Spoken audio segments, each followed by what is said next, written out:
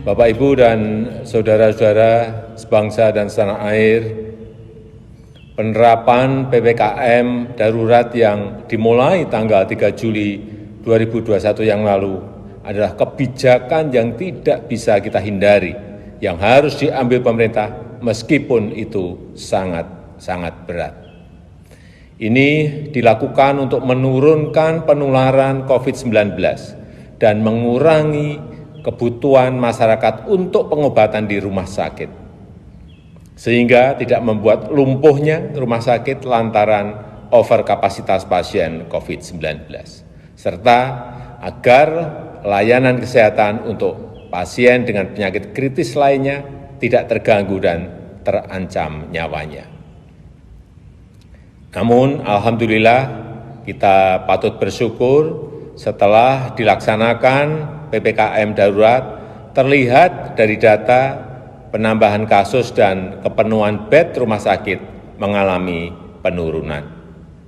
Hayo, udah pada subscribe belum nih? Ayo buruan subscribe sekarang, karena subscribe itu gratis. Buruan klik tombol merahnya dan nyalain loncengnya, biar kita makin semangat bikin kontennya. Yuk! Kita selalu memantau, memahami dinamika di lapangan, dan juga mendengar suara-suara masyarakat yang terdampak dari PPKM.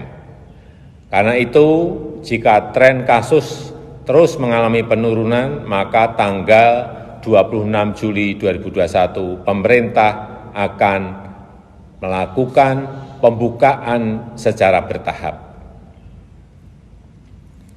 Pasar tradisional yang menjual kebutuhan pokok sehari-hari diizinkan dibuka sampai pukul 20 dengan kapasitas pengunjung 50%.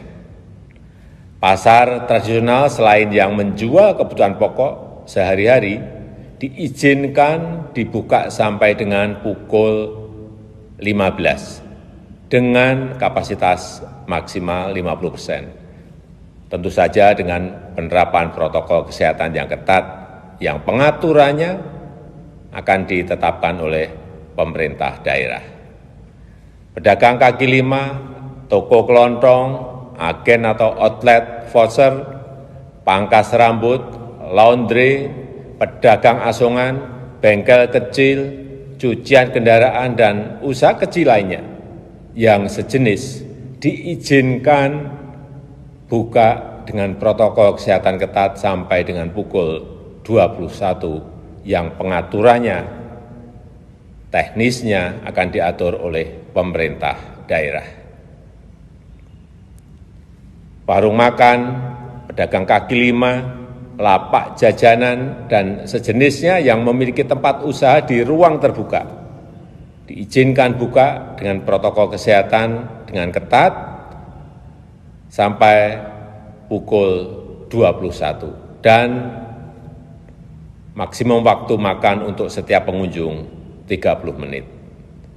Sedangkan kegiatan yang lain pada sektor esensial dan kritikal, baik di pemerintahan maupun swasta, serta terkait dengan protokol perjalanan akan dijelaskan secara terpisah. Saya minta kita semuanya bisa bekerja sama, bahu-membahu untuk melaksanakan PPKM ini dengan harapan kasus akan segera turun dan tekanan kepada rumah sakit juga menurun. Untuk itu, kita semua harus meningkatkan kedisiplinan dalam menerapkan protokol kesehatan, melakukan isolasi terhadap yang bergejala, dan memberikan pengobatan sedini mungkin kepada yang terpapar.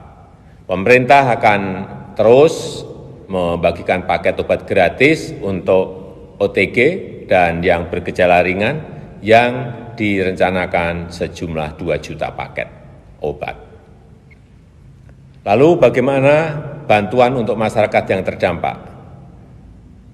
Untuk meringankan beban masyarakat yang terdampak, pemerintah mengalokasikan tambahan anggaran perlindungan sosial Rp55,21 triliun berupa bantuan tunai yaitu BST, BLT Desa, kemudian PKH, juga bantuan sembako, bantuan kuota internet, dan subsidi listrik diteruskan. Pemerintah juga memberikan insentif untuk usaha mikro informal sebesar 1,2 juta untuk sekitar 1 juta usaha mikro, dan saya sudah memerintahkan kepada para menteri terkait untuk segera menyalurkan bansos tersebut kepada warga masyarakat yang berhak. Saya mengajak seluruh lapisan masyarakat, seluruh komponen bangsa untuk bersatu melawan COVID-19 ini.